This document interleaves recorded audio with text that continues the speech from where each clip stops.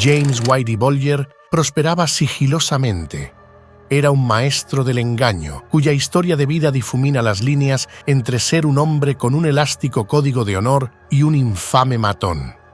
Conocido como el despiadado líder de la banda Winter Hill, su reinado sobre el submundo criminal de Boston estuvo marcado por la violencia y la traición, pero él afirmaba ser un protector leal en lugar de un delator. «Yo fui el que dirigió, ellos no me dirigieron a mí», afirmaba, desafiando la narrativa que lo pintaba como un vulgar informante del FBI. Esta es la trayectoria de Whitey Bulger, un hombre que evadió la captura durante casi 2 décadas, solo para acabar pudriéndose en la cárcel y posteriormente siendo eliminado de una manera tan brutal como la que nunca pudo haber imaginado.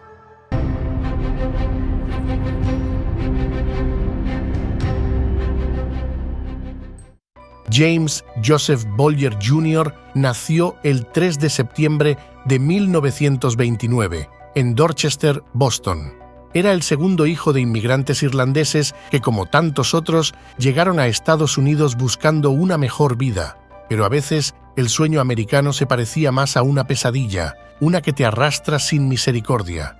Su padre, un hombre duro, sindicalizado, perdió un brazo en un accidente industrial y con él se fue la poca estabilidad que la familia tenía. Ese fue el golpe final que los empujó al borde de la miseria y de ahí directo al proyecto de viviendas Mary Ellen McCormack en South Boston. Southie, como la llamaban, no era un lugar para los débiles, era un caldo de cultivo para el crimen, la desesperanza y la violencia. Y ahí, en medio de todo eso, creció Whitey, o Blanquito en español, aunque odiaba que lo llamaran así. Ese apodo se lo ganó por su cabello rubio, pero él prefería Jimmy o Boots, un apodo que tenía más sentido para un chico que se paseaba con botas de vaquero por las calles de Boston como si fuera el dueño del lugar. En esas botas siempre escondía una navaja. Nadie se atrevía a preguntar y él tampoco estaba muy dispuesto a dar explicaciones. Lo cierto es que tuvo varios hermanos, de los cuales destacaron 2, William y John, cuyos destinos se entrelazaron con el suyo, pero de formas más discretas y al mismo tiempo profundamente cínicas. William Billy Bulger, nacido a principios de 1934, en su adultez fue un hombre de poder, un líder influyente en el Partido Demócrata de Massachusetts y eventualmente el presidente del Senado estatal. Lejos de los callejones oscuros y sangrientos de Boston, se pavoneaba por los pasillos del poder. También llegó a dirigir la prestigiosa Universidad de Massachusetts. Por otro lado, John Jackie Bulger nació en 1938. Se convirtió en magistrado en la Corte de Boston, un puesto que sin duda le daba cierta honorabilidad. Mientras sus hermanos se destacaban en la escuela, James encontró su educación en las calles. Se unió a los Shamrocks, una pandilla local que le enseñó más de lo que cualquier maestro convencional podría. El crimen era su verdadera escuela, y en lugar de ensayos y matemáticas, aprendía sobre robos, asaltos y cómo sobrevivir en un mundo donde la ley solo existía para los débiles. Se dice que a los 10 años huyó temporalmente de casa para unirse a un circo ambulante y tratar de ganarse unas monedas. Más allá de eso, el muchacho James ya no era uno más en las calles de South Boston. A los 15 años ya tenía su primer arresto por hurto y de ahí todo fue cuesta abajo, o más bien cuesta arriba, dependiendo de cómo se mire. Fue enviado a un reformatorio juvenil, pero ese castigo solo lo convirtió en alguien más curtido y peligroso. La vida de las calles le había enseñado que las oportunidades más lucrativas nunca llegaban por las vías legales. Boston, en los años 30 y 40, no era el mejor lugar para alguien como James. La Gran Depresión había dejado a muchos en la miseria, y la ciudad, como el resto del país, luchaba por levantarse. El crimen organizado ya estaba bien arraigado en Boston cuando él entró en el juego. Las bandas irlandesas dominaban el sur de la ciudad, pero los italianos también querían su trozo del pastel. Las guerras por el control del contrabando y las apuestas ilegales no eran cosa de poca monta. La violencia era la única moneda de cambio aceptada y James ya estaba listo para transar indiscriminadamente con ella. En 1948, liberado del reformatorio, decidió probar suerte en un entorno aparentemente más estructurado. Se alistó en la Fuerza Aérea de los Estados Unidos. La disciplina militar, no obstante, no logró cambiar su esencia para hacerlo un ciudadano de bien. A pesar de haber obtenido su diploma de secundaria y formarse como mecánico, su temperamento seguía intacto. Pasó tiempo en la cárcel militar por varios asaltos y fue arrestado nuevamente en 1950 por ausentarse sin permiso. A pesar de todo, 2 años más tarde fue dado de baja con honores, como si el sistema no pudiera entender el tipo de persona con la que estaban tratando. Regresó a Massachusetts, pero en 1956 su pasado lo alcanzó de nuevo. Fue condenado por robo a mano armada y secuestro de camiones, terminando en la penitenciaría de Atlanta. Fue en ese lugar donde vivió uno de los capítulos más oscuros de su vida. Se ofreció como voluntario para el programa MK Ultra de la CIA, que prometía reducciones en las sentencias. Lo que definitivamente nadie le dijo era que estaba a punto de convertirse en un conejillo de indias para experimentos de control mental. Durante 18 largos y pesados meses, él y otros internos fueron drogados con LSD y llevados al borde de la locura. Es importante destacar que los prisioneros fueron engañados al creer que estaban participando en investigaciones médicas legítimas. James escribió cartas sobre las voces que escuchaba y el miedo que sentía al ser internado de por vida si admitía lo que realmente le sucedía. Mas nunca volvió a dormir bien y cuando lo lograba solía tener pesadillas. En 1959 fue transferido a Alcatraz, supuestamente por intentar escapar de su prisión anterior, donde aprovechó su tiempo levantando pesas y tomando cursos de contabilidad y leyes. Incluso devoraba libros de historia militar y poesía. Después de 9 años, en 1965, obtuvo su libertad condicional. Pasarían más de 40 años antes de que volviera a ser arrestado. Tras su liberación, tan solo un año después, comenzó una relación con Lindsay Sear, una camarera y exmodelo que vivía en North Weymouth, Massachusetts. Ella tenía 21 años cuando empezaron a vivir juntos y en 1967 nació su hijo, Douglas Glenn Sear. A pesar de su despiadada reputación, tenía un pequeño círculo de personas por las que se preocupaba genuinamente: su hijo, Lindsay, su hermano Billy y su madre. Douglas era su mayor debilidad, una pequeña y frágil ventana a la humanidad de un hombre que parecía desposeído de ella. Por otra parte, al principio de su libertad parecía otro tipo más del montón. Trabajaba como conserje y obrero de la construcción, pero rápidamente dio un paso hacia algo que le proporcionaba más réditos: las apuestas y los préstamos, bajo la protección de Donald Quillin. Los Quillin, liderados por los 3 hermanos Donnie, Kenny y Eddie, habían dominado South Boston durante más de 20 años. Su base de operaciones era el Transit Café, un lugar que más tarde pasaría a ser conocido como Triple O's Lounge, un nombre que resonaría por mucho tiempo en los bajos fondos de la ciudad. Ese bar, sobra decir, nunca fue un lugar tranquilo. Entre el humo del cigarrillo y el eco de los vasos chocando, se escondían planes oscuros y miradas afiladas. Era 1971 cuando la primera bala cruzó el aire, marcando el inicio de lo que sería conocido como la guerra entre los Quillin y los Mullen. Boston ya olía a pólvora desde hacía tiempo, pero con esa disputa el olor se tornó asfixiante. Los hermanos Quillin eran los dueños de ese humo, controlaban todo. Sus reglas eran simples: obedeces o mueres. Pero cuando Kenneth, en un arrebato de furia, atacó a Mickey Dwyer del clan Mullen en el Transit Café, el equilibrio que mantenía el submundo delincuencial en la ciudad se rompió. Simplemente no había marcha atrás. La respuesta de los Mullen fue rápida y brutal. A diferencia de los Quillin, ellos no tenían la estructura ni la organización, pero su sed de venganza era su mejor arsenal. Robaban barcos, saqueaban almacenes y donde los Quillin imponían respeto con reglas a la vieja usanza, los Mullen lo hacían imponiendo el caos. A la cabeza del clan estaban Polly McGonagall y Buddy Leonard, 2 nombres que pronto serían conocidos en todas las esquinas sombrías de Boston. Y así fue como comenzó el verdadero baño de sangre. Las noches de Boston se llenaban de disparos y las aceras de cuerpos. Era un juego macabro de caza donde ninguno de los bandos mostraba piedad. En medio de esta guerra, Whitey decidió que era hora de ensuciarse las manos.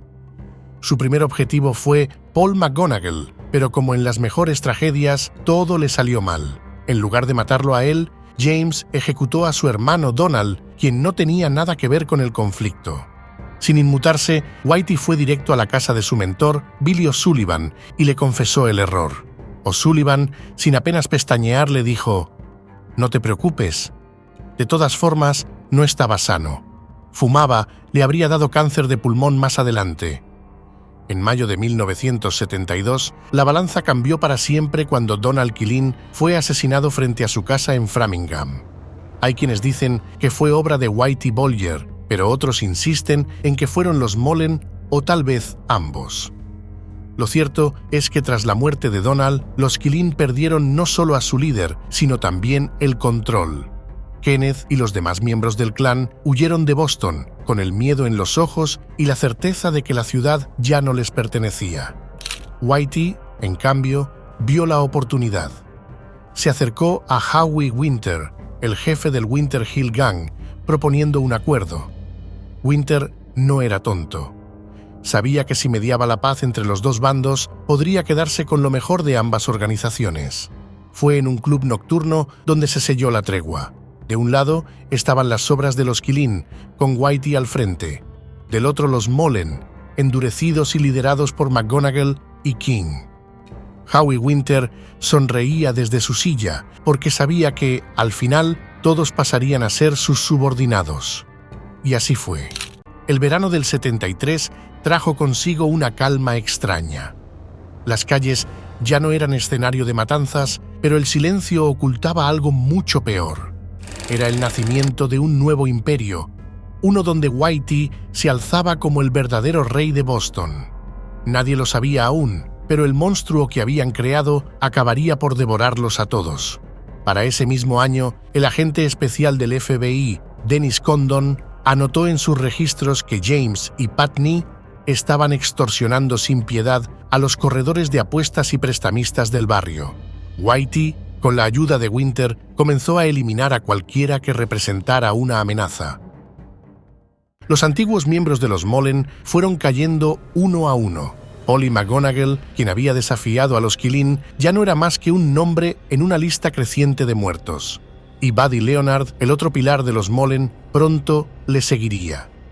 Según Kevin Weeks, quien fue uno de los lugartenientes más cercanos de Whitey, él tenía una regla particular como criminal. Solo se aprovechaba de otros criminales, pero cuando no podía resolver las cosas de manera pacífica, no dudaba en recurrir a la violencia. Esta también fue una época de grandes pesares familiares. Douglas, el único hijo de Whitey, murió a los 6 años a causa del síndrome de Reye, después de una reacción alérgica severa a una inyección de aspirina. Lindsay lo describió como una pesadilla absoluta, un momento en el que ni el dinero ni el poder de su marido podían hacer nada. Fue entonces cuando, al salir del hospital, James le confesó: «Nunca voy a volver a sufrir así». La muerte de su hijo dejó una marca imborrable en el corazón de Bulger, pero no lo detuvo en su despiadado camino. A pesar de la pérdida, Lindsay Sear siempre mantuvo su lealtad hacia él. Tras separarse de ella, él eventualmente encontró consuelo en Teresa Stanley, una divorciada con varios hijos. Le compró una casa lujosa en Quincy, Massachusetts, y durante un tiempo jugó a ser el padre perfecto, pero la realidad era mucho más oscura. Whitey, inmerso en su imperio criminal, era infiel con frecuencia, rodeado de mujeres y siempre ausente. Adicionalmente, durante esta época también se movió en otras direcciones. De hecho, emergió como una figura central entre los residentes del sur de Boston que se oponían vehementemente al transporte en autobús de niños negros a sus vecindarios. Esta oposición estuvo marcada por protestas violentas donde los residentes blancos arrojaron piedras y gritaron insultos raciales a los autobuses que transportaban a estudiantes negros. Todo aquello sucedió en el verano de 1974. La desegregación escolar había convertido a los autobuses en símbolos, y los símbolos se atacan. Para Whitey Bulger, esto era algo personal. Saudi, su territorio, estaba siendo invadido. Del mismo modo, otra faceta alterna de su vida floreció durante esta temporada. En 1971, el FBI decidió acercarse a él buscando reclutarlo como informante. La idea de tener un pez tan grande en su red resultaba irresistible para los federales. John Connolly, un agente que había crecido en el mismo vecindario que el protagonista de esta historia, fue el encargado de convencerlo. Sin embargo, no mordió el anzuelo. No aún. 3 años después, las piezas del tablero comenzaron a moverse de forma distinta. Whitey se asoció con Stephen Flemmi, un hombre que llevaba años siendo informante sin que su amigo lo supiera. El FBI, con su juego sucio habitual, comenzó a tejer la red alrededor de Bolger, usando a Flemmi como cebo. Whitey pronto siguió el ejemplo de Flemmi, pero exactamente cómo y por qué se sigue debatiendo. Connolly, satisfecho con su progreso, se jactaba entre sus compañeros de haberlo reclutado durante una reunión nocturna en la playa de Wollaston, donde, según él, este había aceptado jugar ajedrez mientras los demás jugaban damas.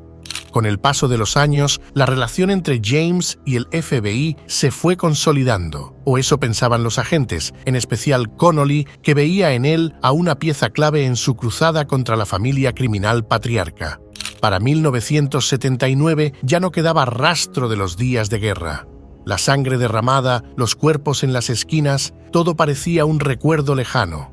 Esta situación se debía a que, ese mismo año, el reinado de Howie Winter llegó a su fin cuando fue arrestado junto a varios miembros de su círculo íntimo por manipular carreras de caballos.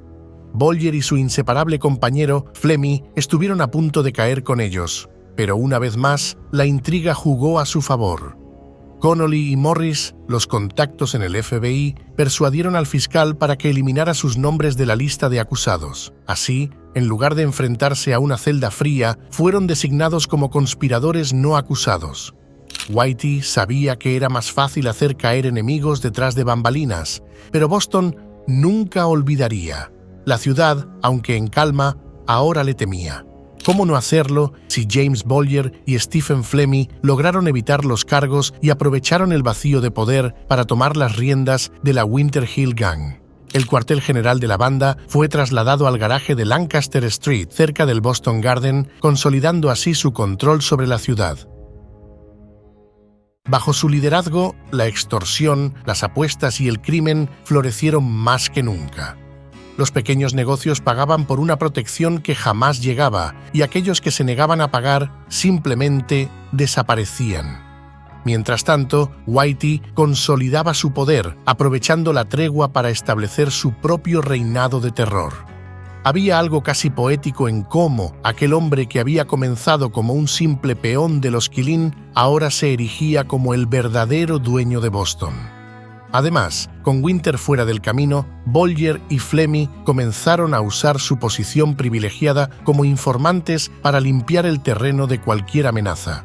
La información que proporcionaban a las autoridades contribuyó a desmantelar las operaciones de la familia patriarca, que dominaba el crimen en el North End de Boston y en Federal Hill, Providence. En 1980, Whitey tuvo un encuentro con Louis Litif, un hombre que destacaba por su bigote grueso y su actitud tosca. Litif, además de ser un corredor de apuestas local, había comenzado a traficar cocaína sin pasarle una parte a él. Peor aún, había matado a 2 personas sin obtener su respectivo permiso. James, con frialdad, le dijo que había cruzado la línea. Litif intentó calmar la situación asegurando que Bolger era su amigo, pero ese vínculo ya estaba roto. «Ya no somos amigos, Louis», respondió él con esa helada calma que siempre precedía al desastre. Semanas antes de la boda de Weeks, Litif fue encontrado en el maletero de su coche, apuñalado con un picahielos y disparado. 2 años después, en 1982, un distribuidor de cocaína en el South Boston, llamado Edward Halloran, cometió el error de hablar con el FBI. Halloran afirmó haber presenciado el asesinato de Litif a manos de Whitey y de su amigo. Connolly, siempre vigilante, informó a Whitey de las palabras de Halloran. Poco después, este último regresó a Boston y, sin saberlo, su destino ya estaba escrito. A las afueras del restaurante Anthony's Pier 4, la víctima se cruzó con un amigo, Michael Donahue, quien, en un gesto de buena voluntad, le ofreció llevarlo a su casa. Mientras ambos se alejaban en el coche, James y otro hombre, armados hasta los dientes, se acercaron y abrieron fuego sobre el vehículo. Donahue murió de inmediato. Un tiro en la cabeza lo borró del mundo sin advertencia. A Loran corrió la misma suerte. Y por casi 2 décadas, la muerte de ambos permaneció en una neblina de dudas hasta que en 1999 Weeks decidió cooperar con las autoridades. Identificó al protagonista de este relato como uno de los tiradores. La familia de Donahue, especialmente su hijo Thomas, se convirtió en portavoz de los que sufrieron por la violencia de la Winter Hill Gang, pero el dolor nunca fue totalmente reparado. En 1983, las tensiones entre la Winter Hill Gang, liderada por Whitey Bulger y la familia patriarca, alcanzaron un punto crítico. Un empleado de Coinomatic, una empresa utilizada para lavar dinero, fue secuestrado mientras trabajaba. La policía de Boston, siguiendo una pista, irrumpió en una carnicería en el sur de la ciudad, propiedad de Whitey. Allí encontraron al empleado colgando de un gancho para carne, torturado y retenido durante más de 6 días. Pero el silencio reinaba en Boston, y el secuestrado, fiel a ese código, nunca testificó. El crimen, sin embargo, no se limitaba a las calles de Boston. El nombre del mafioso de Boston también resonaba en los callejones de Irlanda del Norte, donde el conflicto entre la organización paramilitar conocida como el Ejército Republicano Irlandés y el gobierno británico se encontraba en su punto álgido. Simpatizante de la causa irlandesa, Bulger enviaba dinero y armas de todo tipo. Fusiles, subfusiles, granadas, todo un arsenal que cruzaba el Atlántico oculto en la nave Valhalla. En 1984 supervisó personalmente la carga de más de 90 rifles, 13 escopetas, 8 subfusiles y más de 70.000 balas. Pero la Armada irlandesa interceptó el barco con las armas, frustrando los planes de la organización paramilitar, y todo gracias a un delator dentro de la propia organización. La traición nunca quedaba impune en el mundo de Whitey. John McIntyre, uno de los tripulantes de Valhalla, cometió el error de confiar en la ley. McIntyre no tardó en confesar su participación en el contrabando de armas, incriminando a Whitey ante el FBI. Fue su sentencia de muerte. Connolly confirmó las sospechas y James no perdió tiempo en actuar. En una casa en South Boston, McIntyre fue interrogado durante horas, con la falsa esperanza de escapar con vida si prometía desaparecer para siempre. Pero la naturaleza humana es predecible, y Whitey, siempre un maestro de la psicología del miedo, sabía que McIntyre no tendría el temple para cortar todo lazo con su pasado. Entonces, el destino del traidor quedó sellado. Mientras el cuerpo de McIntyre se descomponía en algún sótano oscuro, con sus dientes arrancados para que nunca pudiera ser identificado, James simplemente subió a dormir, dejando a Flemmy y Weeks encargarse de los restos del traidor. Durante mediados de los 80, el dominio de nuestro protagonista sobre la ciudad alcanzó su punto más alto. No era solo un jefe criminal, era el juez y el verdugo. Uno a uno, los traficantes de drogas de Boston eran convocados a su cuartel general, donde él les presentaba una oferta imposible de rechazar. Sus cabezas ya estaban a precio, y él, magnánimo, se ofrecía a no ejecutarlos a cambio de una parte sustancial de sus ganancias. El miedo hacía todo lo demás. Nadie se atrevía a desafiarlo, y si lo hacían, sabían que terminarían como John Shea, quien lideraba el tráfico de cocaína y marihuana en South Boston. En lugar de eliminarlo, Whitey optó por algo más lucrativo, una tajada semanal de sus beneficios. Las reglas eran claras: nada de venderle a niños y ni una gota de fenciclidina o polvo de ángel en las calles. Quien rompiera estas normas no viviría para contarlo. En las oficinas del FBI, la policía de Boston y la policía estatal de Massachusetts había quienes les rendían más lealtad a estos mafiosos que a la ley que juraron proteger. Connolly fue solo la cara más visible de esta corrupción, pero había otros como el teniente Richard Schneiderhan, que desde su puesto en la policía estatal era mucho más valorado dentro del grupo. Pero a finales de los 80, los rumores sobre la protección que el mafioso recibía del FBI ya no podían ser ignorados.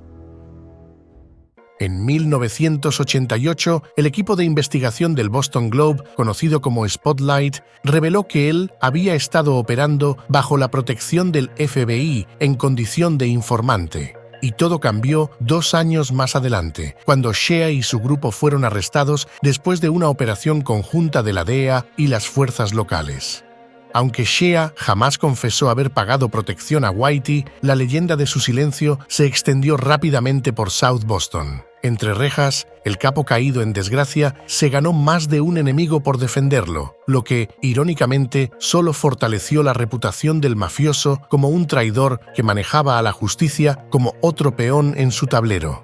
La fortuna parecía sonreírles aun cuando todo estaba teñido de sangre. En 1991, él y su pandilla se hicieron con un boleto ganador de la Lotería de Massachusetts, compartiendo $14 millones. Aunque los rumores apuntaban a que la victoria no había sido limpia, a él le importaba poco. Finalmente, tenía cómo demostrar su triunfo y dinero es dinero. Pero el imperio que James había construido con tanto cuidado comenzó a tambalearse en 1994. Las investigaciones sobre su red de apuestas ilegales avanzaban y esta vez el FBI no podía protegerlo. La justicia, lentamente, comenzaba a acecharlo, y Whitey lo sabía. Había pasado años preparando su huida, construyendo una identidad alternativa con documentos y tarjetas de crédito a su nombre. Incluso tenía cajas fuertes en diferentes puntos del mundo, llenas de dinero, joyas y pasaportes. Cuando recibió la noticia de que el Departamento de Justicia estaba listo para detenerlo, no dudó. El 23 de diciembre de 1994, Whitey dejó Boston atrás, acompañado por su esposa de hecho, Teresa Stanley. En 1995, las cosas finalmente comenzaron a desmoronarse. James, Flemmi y varios mafiosos de Boston fueron acusados de delitos de extorsión. Durante el proceso judicial, una conversación accidental reveló lo que muchos ya sospechaban. El FBI había estado utilizando a Whitey como informante, protegiéndolo mientras él se aprovechaba de ellos para seguir cometiendo crímenes. La revelación fue como una bomba que explotó en el sistema judicial y dejó al descubierto la corrupción dentro de las oficinas del FBI en Boston. La noche del 5 de enero de 1995, Whitey decidió que era momento de regresar a su ciudad. Era una falsa alarma, o al menos eso pensaba. A pesar de ello, el arresto repentino de Stephen Flemmi cambió el curso de los acontecimientos. Flemmi había sido atrapado frente a un restaurante de Boston por la DEA y el destino se torcía hacia una dirección escabrosa. Mientras los ecos de la noticia resonaban en sus oídos, el protagonista de esta historia ya sabía lo que tenía que hacer. Huida, nuevamente. En los siguientes días, él y su acompañante, Teresa Stanley, recorrieron Nueva York, Los Ángeles, San Francisco, perdiéndose y mezclándose entre las ciudades como hojas arrastradas por el viento. Pero Teresa, una mujer desgastada por la vida en el exilio, quería regresar con sus hijos. Y así fue como terminaron su relación en un estacionamiento. Simplemente, él la dejó allí. Y él siguió su camino, reencontrándose con Catherine Gray, su amante y ahora compañera de fuga. También recuperó una identidad falsa de un banco. No más Bolger, no más James ni Whitey, solo un nombre fabricado para escurrirse entre las grietas del mundo. Tom Baxter, decían los documentos. Una reunión secreta tuvo lugar en Chicago. Allí se encontró con Kevin Weeks, en lugares insospechados de la ciudad. Conversaron, rieron con una extraña camaradería, pero las palabras de James evidenciaban un cansancio más profundo. Hablaba de su tiempo en Luisiana, de una familia que lo había escondido, de los momentos robados a las autoridades, esos días en los que burlaba a la justicia y disfrutaba de una buena comida. Cada día allá afuera es un día que les gano. Cada comida buena es una que no pueden quitarme, decía. Las palabras eran livianas, pero la fatiga en su mirada revelaba una verdad ineludible. La vida de fugitivo lo estaba agotando.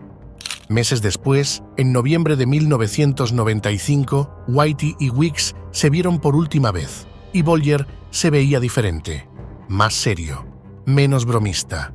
Su cuerpo hablaba de dura resignación, como si supiera que su final iba a ser terrible.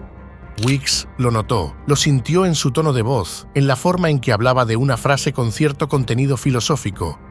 Piedra rodante no acumula musgo, pero gana cierto pulimento. En clara referencia a su permanente movimiento por estar huyendo. El juego estaba llegando a su fin. Aunque el mundo aún no lo sabía, él ya entendía que no había escapatoria. Nunca volvería a South Boston. Ese año, aterrizó en la lista de los 10 fugitivos más buscados del FBI. El tiempo pasaba, pero los delitos cometidos seguían apareciendo. En julio de 1996, un gran jurado federal en Boston presentó una acusación de 29 cargos en su contra, pero como era de esperarse, él no estaba dispuesto a aceptar su caída sin dar la batalla. Mientras la verdad continuaba exhibiéndose, él se escabullía hasta por debajo de las piedras si era necesario. En mayo de 2001, una nueva acusación sumó asesinatos, extorsión, distribución de narcóticos y lavado de dinero. La verdad es que se convirtió en un incógnito, apareciendo aquí y allá. Se rumoreaba que había sido visto en Uruguay, en Italia y hasta en los eventos conmemorativos del desembarco de Normandía, pero no era más que humo. No obstante, quienes lo conocían sabían que no se trataba del típico fugitivo. Si los ve venir, se los lleva consigo. No dudaría en hacerlos volar por los aires, había advertido Kevin Weeks. Y aunque la paranoia seguía siendo su aliada, Bolger tenía una extraña certeza: jamás permitiría que lo atraparan vivo. Pero en el fondo, todos sabían que no sería capturado por la fuerza. En sus propias palabras: si llego a tener un arma, me iré en una tormenta de balas antes que pasar el resto de mi vida en prisión. En diciembre de 2002, William Bolger, su hermano dedicado a la política, fue llamado a testificar ante el Comité de Supervisión y Reforma Gubernamental de la Cámara de Representantes. Se aferró al derecho a no incriminarse, una decisión calculada, cargada de silencios y miradas vacías. En junio de 2003, bajo la presión de los legisladores, se vio obligado a comparecer nuevamente. Con el rostro tenso y las manos entrelazadas, admitió lo inevitable: no sé dónde está mi hermano, no lo he ayudado de ninguna manera mientras ha estado fugitivo. Y sin embargo, sus palabras rezumaban un tipo particular de compasión distorsionada. Nunca comprendí totalmente las dimensiones de su vida. Su vida fue secreta, oculta incluso para aquellos que lo amábamos. Era una confesión envuelta en negación.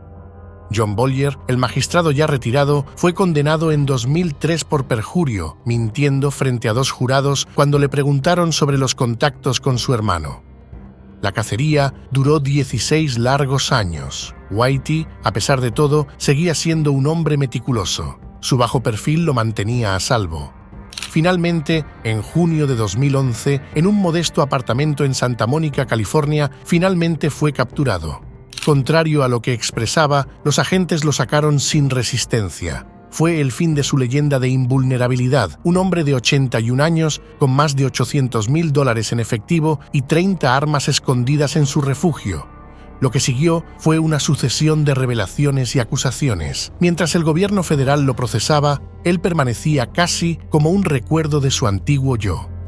El 12 de junio del año 2013, un hombre decrépito y gris entró en el tribunal de South Boston, arrastrando consigo el peso de sus crímenes. Era él, enfermo y anciano, enfrentando 32 cargos por extorsión, asesinato y posesión de armas. Su rostro inmutable, marcado por las cicatrices del tiempo y el frío de su pasado vil, no mostró señal alguna de arrepentimiento, mientras la jueza Denise Casper enumeraba los nombres de los muertos, aquellos que no pudieron sobrevivir a su falta de escrúpulos. 19 asesinatos pesaban sobre su conciencia, si es que alguna vez tuvo una. El juicio duró 2 meses, 2 largos meses de testimonios que destaparon la sangre derramada y las vidas rotas. 72 testigos desfilaron frente a él, describiendo en detalle los crímenes cometidos. El 6 de agosto, los jurados comenzaron a deliberar. Menos de una semana después, el 12, se dictó el veredicto. De los 32 cargos, fue encontrado culpable de 31. Los asesinatos de 11 personas, con nombres como Paul McGonagall, Roger Wheeler y Deborah Hussey, quedaron sellados en el historial de su condena. La jueza Casper, imperturbable, le otorgó 2 cadenas perpetuas más 5 años. En noviembre, Whitey llegó a la penitenciaría Coleman II en Florida. Era un viejo que ya mostraba dificultad para movilizarse con destreza. Los años en prisión fueron implacables. Los rumores sobre su participación en experimentos de LSD en los años 50 circulaban, y decían que esas pesadillas aún lo perseguían. Al principio se mantenía en forma, pero el tiempo, inexorable, lo fue debilitando. Terminó en una silla de ruedas y sus días de reinado acabaron enterrados bajo capas de polvo y telarañas. El 29 de octubre del 2018 fue transferido de la prisión de transferencia en Oklahoma a la penitenciaría de Hazleton, en Virginia Occidental.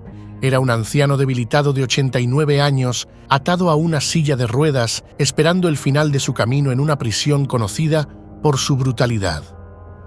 La mañana del 30 de octubre, a las 8:20, su cadáver fue encontrado en su celda. Estaba irreconocible, como si lo hubieran esculpido a golpes. Varios prisioneros lo habían atacado, armados con un candado envuelto en un calcetín y un arma improvisada. Según se dice, entre otras cosas, le cortaron la lengua casi por completo y le vaciaron sus ojos. Hazleton no era un lugar nuevo para la violencia. En los últimos 40 días ya habían asesinado a otros 2 internos. Entre los sospechosos del ataque estaba Fotios Freddy Gias, un sicario de la mafia de Massachusetts que ya pagaba cadena perpetua por otros crímenes, incluyendo el asesinato de un capo de la familia genovese en el 2003. Días después, en una iglesia de South Boston, la familia de Whitey, su hermano William y la hermana gemela de su última pareja, Catherine Greig, asistieron a una misa fúnebre. Mientras algunos lloraban, otros, como Stephen Davis, respiraban aliviados. No se le podía pedir algo distinto. Su hermana Debra fue asesinada por él en 1981. Murió de la forma que siempre quise, manifestó Stephen Davis con amargo alivio. El entierro fue simple, una lápida con el nombre Bolger, sin más. Se le considera uno de los criminales más peligrosos e intocables del mundo, casi imposible de capturar debido a su influencia y poder en círculos criminales. Y por si fuera poco, está asociado a la Bratva, la poderosa mafia rusa, Semyon Mogilevich. El video con su historia lo tienes justo ahora en pantalla.